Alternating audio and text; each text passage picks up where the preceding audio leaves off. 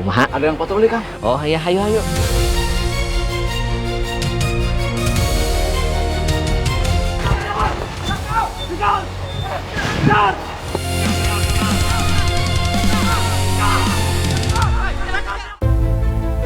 Pernahkah Anda membayangkan belajar di bawah ancaman vonis mati?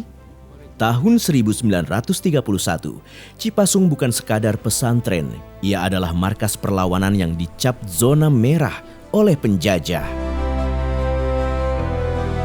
Di masa ketika pendidikan Islam menghadapi tantangan, ketika era kolonialisme dan keterbatasan hidup menjadi bagian dari keseharian masyarakat Priangan Timur, seorang ulama muda bernama Kiai Haji Ruhiyat dengan tekad dan keimanan yang kuat datang untuk menanamkan harapan baru di tanah Cipasung, Tasikmalaya, Jawa Barat. Hiji-hiji aja. Kumaha? Ada yang patroli, Kang. Oh ya, ayo ayo. Urang kali atuh sok. Ya. Kiai Haji Ruhiyat bukan hanya seorang kiai. Beliau adalah target operasi militer kolonial. Beliau diculik dan ditahan berkali-kali. Namun pesantren ini punya rahasia bertahan hidup, pengajian gerilya. Ketika patroli Belanda lewat, santri menghilang ke dalam hutan dan areal persawahan untuk mengaji di bawah rimbun pohon.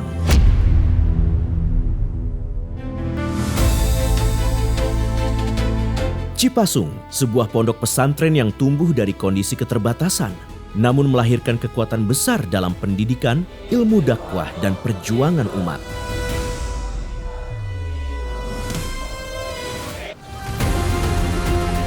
Di awal abad ke-20, rakyat Indonesia masih hidup di bawah bayang-bayang penjajahan. Kemiskinan dan keterbatasan pendidikan menjadi bagian dari kehidupan sehari-hari. Pondok pesantren bukan hanya tempat belajar agama saja, tapi juga menjadi sebuah benteng akidah untuk melawan penindasan, serta menjadi penjaga jati diri umat Islam. Dari keprihatinan kondisi umat, Kiai Haji Ruhiyat pulang ke kampung halamannya, mengabdikan diri dengan ilmu yang telah dipelajarinya dari berbagai pesantren. Di sini beliau mendirikan pesantren tahun 1931. Beliau itu dulu pesantren di Cilenga, kemudian di Cintawana, kemudian di Sukaraja, kemudian di daerah Galunggung. Setelah beliau tamat pesantren, dia mendirikan pondok pesantren Cipasung. Dan alhamdulillah karena santri-santri yang ada di Sukamana setelah ada pemberontakan tahun 1944, banyak kiai-kiai yang datang mondok di pesantren Cipasung, baik dari Cilenga, baik dari Cintawana, baik dari Garut, banyak mengikuti ke pondok pesantren Cipasung. Dan alhamdulillah setelah itu banyak pesantren-pesantren yang lainnya mondok di pondok pesantren Cipasung, sehingga pesantren Cipasung lebih besar karena yang mondok-mondok itu semuanya hampir mayoritasnya menjadi kiai-kiai, sehingga mereka banyak yang kesini. Dimulai tahun 1931 dengan sarana yang terbatas dan seadanya, sebuah pengajian kecil pun dimulai. Terkadang hanya di sebuah surau kecil, bahkan tak jarang sampai harus sembunyi-sembunyi hingga ke hutan dan areal persawahan. Bermodal niat tulus dan keyakinan, Abah Ruhiyat dengan sabar mendidik beberapa orang santri pertamanya.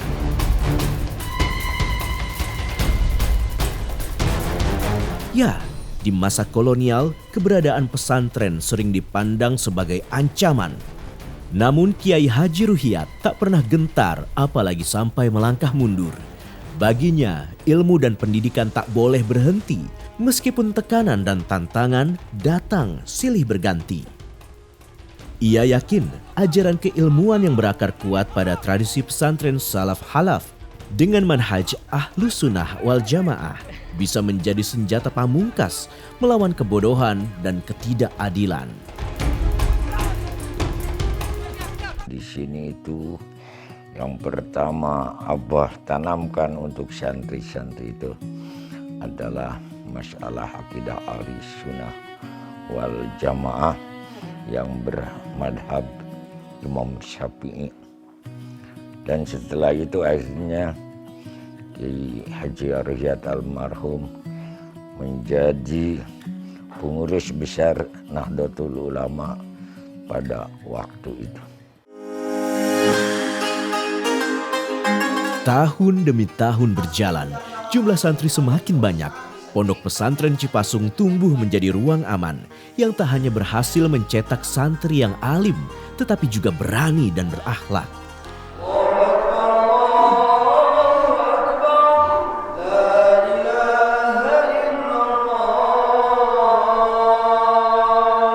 Namun di balik kemajuannya, pesantren Cipasung juga semakin dianggap menjadi ancaman serius, terutama bagi mereka yang anti-Islam dan anti-Tuhan. Bahkan ironisnya, ancaman itu tak hanya sebatas seruan untuk pembubaran pesantren, tapi sampai menargetkan pembinasaan massal. Dari pengejaran, penangkapan, penculikan, sampai pembunuhan. Tetapi semua itu tak berhasil. Upaya jahat yang dilakukan selalu gagal atas izin Allah Subhanahu wa Ta'ala. Kiai Haji Ruhiyat dan para santrinya selalu berhasil lolos dari kejaran para kelompok penindas.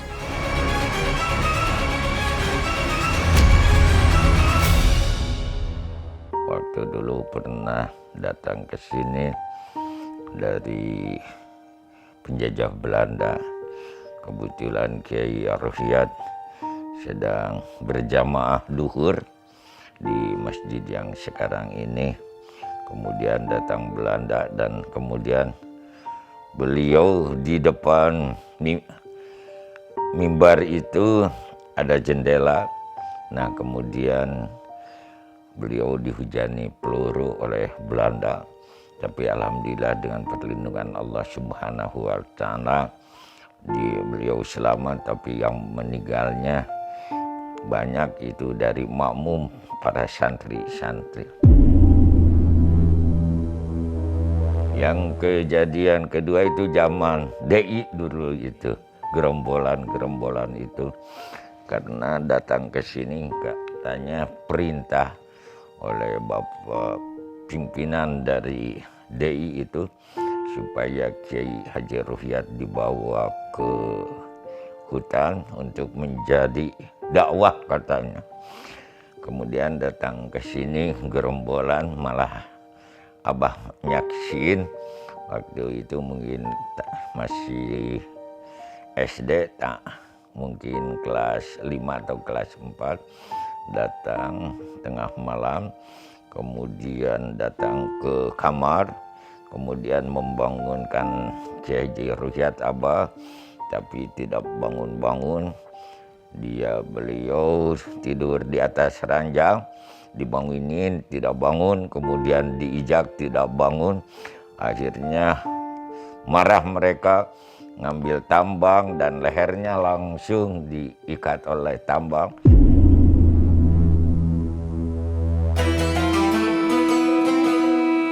Tapi lihatlah transformasi ini. Dari pengajian di hutan, kini Cipasung menjadi pionir kurikulum 2 dunia. Di tangan kanan, santri membedah kitab kuning, literatur Arab klasik tanpa harokat yang sangat sulit dipelajari. Namun di tangan kiri, mereka menguasai sains dan teknologi. Ini kita getarkan, dia akan menghasilkan suara. Nah, suaranya terdengar. Siapa sangka pondok pesantren yang terlahir di antara kondisi sulit dan penuh perjuangan kini mampu bertahan hampir 1 abad. melahirkan ribuan santri dan alim ulama dari seluruh penjuru daerah. Sejak awal berdiri, Pondok Pesantren Cipasung sudah menitik beratkan kajian Kitab Kuning sebagai pondasi utamanya. Literatur Islam klasik berbahasa Arab kuno memuat ilmu tafsir, hadis, fikih, tasawuf dan nahwu syara, akidah dan akhlakul karimah. Namun Al-Quran dan hadis tetap menjadi pilar utamanya, sebuah rujukan utama pengajaran di pondok pesantren. Yang di sini itu adalah pengajian Kitab Kuning. Di sini kalau di lain ada kan banyak khusus, ada yang lugo, ada yang tahfidz Quran. Kalau di sini dikhususkan untuk pengajian Kitab Kuning yang semuanya itu yang sesuai dengan ajaran Ahli Sunnah wal Jamaah. Saya mengharap kepada seluruh santri semua yang ada di Pondok Pesantren Cipasung dan seluruh santri yang lainnya dan seluruh pemuda-pemudi yang di luar pesantren, hanya pesan Abah, jadilah kalian khairun nas anfa'uhum linnas. Sebaik-baiknya manusia adalah yang berguna bagi orang lain.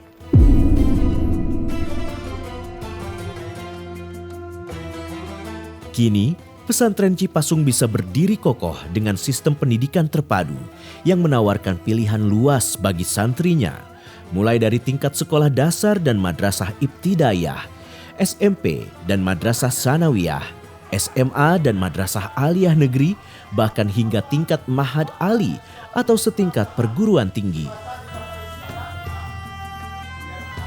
Dengarkan pengakuan mereka yang pernah ditempa di sini. Bukan hanya soal hafalan, tapi soal bagaimana Cipasung mengubah seorang anak desa bisa menjadi pemimpin yang memiliki integritas baja. Yang membuat saya tertarik pada pesantren Cipasung ini karena banyak saudara saya yang sukses-sukses yang berasal dari NTT. Mulai dari Kitab Kuningnya sehingga keberkahan gurunya yang membuat saya tertarik pada pesantren Cipasung. Saya tertarik masuk ke Cipasung karena di NTT kekurangan orang-orang yang berilmu tentang agama. Terus di sini saya pesantren di Cipasung belajar agama Al-Quran, terus kitab-kitab dan lain sebagainya. Semoga saya balik ke NTT membawa ilmu yang bermanfaat. Kepahalukum? Alhamdulillah. Kami saatul an. Asya'atu haumisyah. Di sini, belajar bahasa bukan sekadar teori tekstual. Guru-guru profesional lulusan Timur Tengah hingga Eropa menerapkan metode interaksi dua arah. Hasilnya, santri yang alim secara agama namun cakap berbicara di panggung internasional. Sementara santri jurusan IPA mendapat lebih banyak porsi praktikum daripada teori. Guru mengajak siswa menyelesaikan persoalan langsung di dalam laboratorium. Begitu juga santri di sekolah menengah kejuruan. Mereka yang fokus pada jurusan mekanik atau mesin otomotif langsung praktek dengan peralatan mesin nyata. Tujuannya, santri bisa lebih cepat menguasai keahlian atau skill sebelum benar-benar terjun dalam dunia kerja. Pendidikan Cipasung itu dalam bahasa Sunda dinamakan masagi, yaitu yang persegi. Jadi pendidikannya tidak menyatukan dua-duanya, tapi tetap dipisahkan. Ada pendidikan pesantren, ada pendidikan sekolah. Jadi setiap siswa bisa memajukan ataupun bisa mengikuti setiap pendidikannya dan tetap bisa berprestasi dalam salah satunya. Contohnya, walaupun dia mengaji, tapi ada beberapa siswa di sekolahnya bisa sampai ke kompetisi nasional bahkan internasional, terakhir di Amerika, Florida.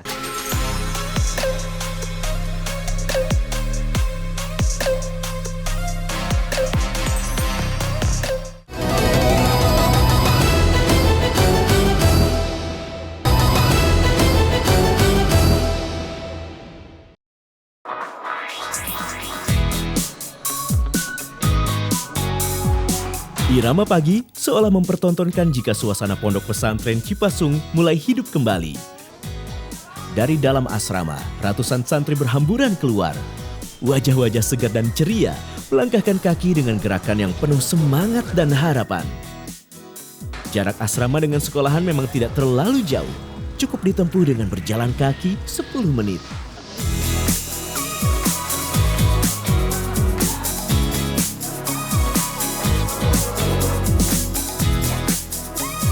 Ya, meski mengedepankan pembelajaran kajian kitab kuning, namun kurikulum pembelajaran umum tetap bisa berjalan dengan seimbang dan beriringan. Bahkan pengasuh pondok menyebut, kedua komponen ini akan saling mengisi dan melengkapi, serta tidak akan mengorbankan satu sama lain. Ya, jadi memang tetap perlu ada penyesuaian-penyesuaian. Nah, untuk kegiatan yang berkaitan dengan teknologi di pesantren memang ada pembatasan. Namun di sekolah mereka tetap diberikan pelajaran-pelajaran yaitu seperti di lab-lab komputer atau lab fisika ataupun lab kimia. Dan terakhir pada minggu kemarin kita mendapat bantuan pelatihan yaitu pelatihan AI dan pelatihan robotik untuk para siswa. Nah, ini bisa akan membantu para santri. Jam 12 siang. Di saat sekolah lain mungkin sibuk dengan urusan perut, santri Cipasung punya prioritas yang berbeda.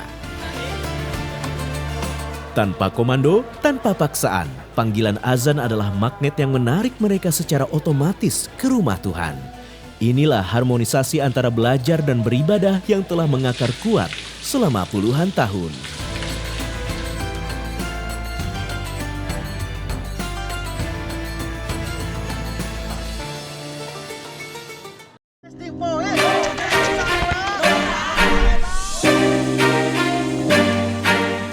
Namun, Cipasung tak ingin santrinya kaku. Melalui organisasi dan ekstrakurikuler dari sepak bola, senam kebugaran, bulu tangkis sampai pencak silat, semua minat dan bakat diasah tajam.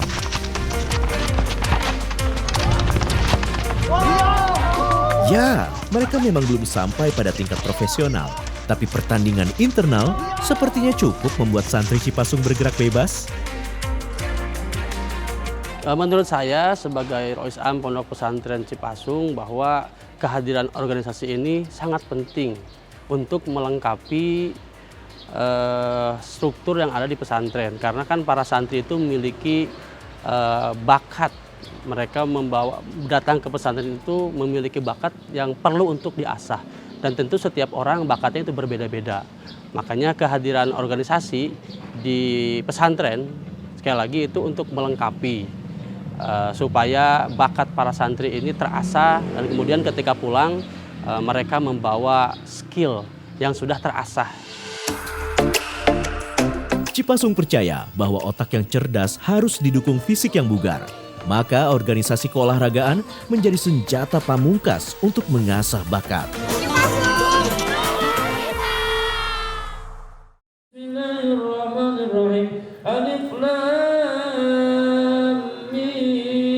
Nyaris satu abad berkiprah, ribuan alumni telah lahir dan menebar manfaat.